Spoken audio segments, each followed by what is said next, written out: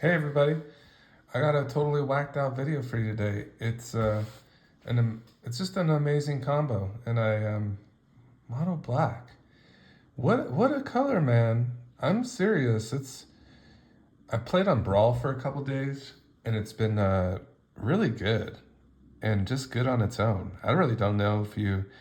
I mean, certain commanders, of course, are going to help it out more often than not, but it's uh it's very strong and it's very commander oriented. You see this like the text on here for like for instance the Gray Merchant of Asphodel, and this is a zombie as well. How interesting. When Gray Merchant of Asphodel enters the battlefield, each opponent loses X life, where X is your devotion to black. Again, then you gain life equal to life less this way. It's like it's like a corrupt on steroids. Like if y'all remember that card from back in the day where you deal damage amongst the amount of swamps you have, and then you gain life based on that to like a target. It's like that, but like just more mass. It's just really interesting. So what is devotion? That means like for the permanents we have on the battlefield, that's what would count for our devotion. So for instance, if you had no other permanents and you play the Gray Merchant, each opponent would lose 2 life, and then you would go ahead and gain equal to the life lost this way. Oh my god. So you just go ahead and gain 6? This card is crazy, man. Jeez. So yeah, there's the Gray Merchant Asphodel. That's just a funny name anyways. So what's the Wombo Bombo combo? All right, so here it is. So what we're going to be doing is we're going to be definitely bringing in the panharmonicon to this equation. So panharmonicon is a 4 colorless. If an artifact or creature entering the battlefield causes a trigger the ability of a permanent you control to trigger, that ability triggers an additional time. So I can imagine a scenario where if this drops once or twice during a game, you're probably going to just have the victory. You might not get there the first time around, so we're going to have ways of recurring this card back and definitely finding it. So that's going to be kind of the gist of the deck. Mostly built around this kind of interaction between the Gray Merchant Asphodel and the panharmonicon. And additionally, mono black has a lot of great enter the battlefield triggers. So first of all, how are we going to build our devotion? So cards like Ayara are very good at this, having that 3 black in the mana symbol. Additionally, cards like Necropotence will also meet that criteria of just adding a lot of black to your devotion. So you can see like just having a couple like permanents like Ayara and Necropotence onto the battlefield at once and then dropping a Gary, which would turn the nickname, is going to have some really nice outcomes for you. Additionally, cards like Nykthos, that's additionally going to help us derive benefit for our devotion to a color. So just that's what's fun about Magic, is putting things together that work together, and finding the right kind of balance. It's kind of like an equation, right? The commander that's going to be most beneficial in my eyes for this, and I still can't believe this. I was just going through my binder, and if you go back a couple days, you'll see I was just flipping through the binder, and this was the first one on the page, and it was like, dang, that's pretty good. So let's try to do this. I love graveyard decks in general. I have a Greasefang deck already, so I'm very familiar with it. Kind of in my wheelhouse to kind of find that synergy. So let's go. So how are we going to how are we going to build this yard? How are we going to find Gary? Because whether we have him in our hand or in the graveyard, we want to be able to recur him and get that value, right?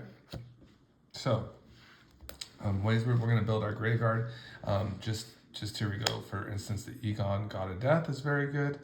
That one has for one, it's basically the nice 1-drop for us is the Throne of Death here. And that's a nice one where we can just go ahead and mill a card on our upkeep. Also, you can pay 3 and tap this to exile a creature card from your graveyard to draw. So really fantastic, of course. Always fantastic to draw. Additionally, we have Shriekhorn here. This is just like a nice one to really get our graveyard supercharged and really kind of get going with it. Additionally, now even looking back at panharmonicon, we're going to have a lot of synergy in general. And I'm not sure if you all know this, but Ayara additionally will trigger with a panharmonicon twice. So that's also very nice as well. So anytime that the creature entering the battlefield causes a triggered ability or a permanent you control to trigger, that ability triggers an additional time. So very nice for us. Lots of good synergy. Again, synergy with Stitcher Supplier, the panharmonicon. Of course, we want to play this in an earlier setup, but if we need to mill some cards and get some looks into our graveyard, panharmonicon will go ahead and double those mills. So that's nice. Mesmeric Orb, just a very good generator of graveyard production for everybody in general. So very interesting card. Mire Triton, just a nice one there to go ahead and mill a few cards into the bin there, and yeah, it's just a nice death toucher too. We never hate that one. Definitely not. Get a little bit of life. Very good enabler just to kind of keep that gasoline going for a graveyard. Now, additionally, what a great card is Agadeem's Awakening. And I had a great victory on Brawl the other night, and it was kind of like a slog match when I was playing against Gandalf, the monocolored white Gandalf, and this is the thing that this has. It has like an inevitable combo that's kind of like, all of a sudden like you see it happen and then it happens again, and it's just like, oh, like it's just concede. They have to concede. So this is what this has. I mean, it's unique, right? And I'm very lucky to kind of like stumble upon this. I'm sure a lot of you have seen it before, but this is the fact that you can go ahead and get all these components together, and black is such a great avenue because you have all these different tutors and such too. So just finding the Gray Merchant is not so bad, right? And then additionally we have like a card like Agadeem's Awakening that we can keep recurring that card, and really getting kind of nasty with it. So additionally, some other nice graveyard synergy, looting effects, the ring temps, of course, and again with panharmonicon, doubling those temps is very nice. Then we have Timuret Calls It Dead. This is just more graveyard juice, just more juice for Sauron too, so that's a nice one. Of course, we have Persist, and this is just the one that will resurrect a creature, so that's nice as well. And then Animate Dead, which is also very nice as well. I do have some cards additionally coming, so they're on the way, but that was just kind of a nice entree into our mono black deck that we're building here. That's just very exciting, and it looks really just very appropriate for a casual commander.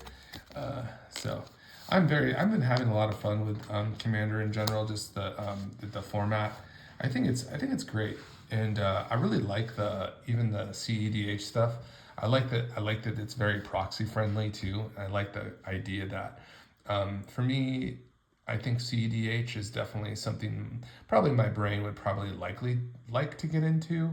I think the very first CEDH deck I've been recommended just to basically net deck one and kind of print that out to see how it goes, to kind of see the power level for itself, because I know they're pretty extraordinary. There's a pretty good Maria list out there that I got shared on the dojo a couple days ago, and it's very stacksy, and it has kind of an infinite combo with Kiki Jiki and Conspicuous Snoop. So it's got a goblin, the goblin kind of the synergy there with like a stacks orientated game plan, and surely like stacks is probably one of the more powerful type of go rounds if you want to build for power, right?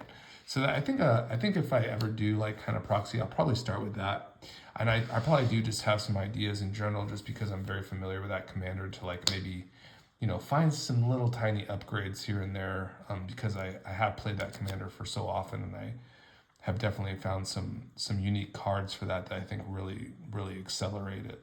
So yeah, that's pretty much this one. This was the Panharmonicon and Gray Merchant Asphodel. It's that name. That name is crazy. So go ahead and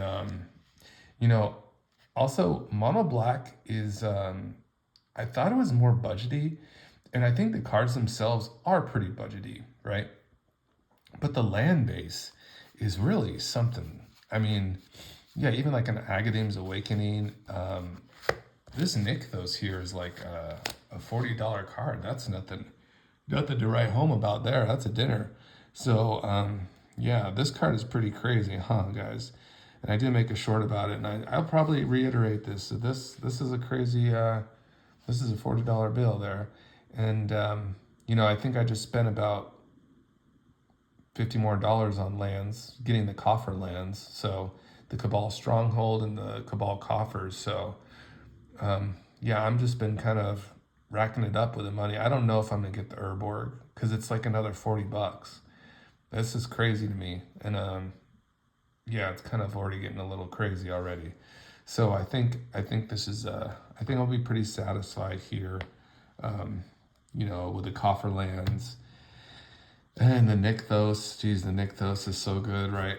You know, just building all the devotion. So what a cool and fun deck, and powerful, very powerful.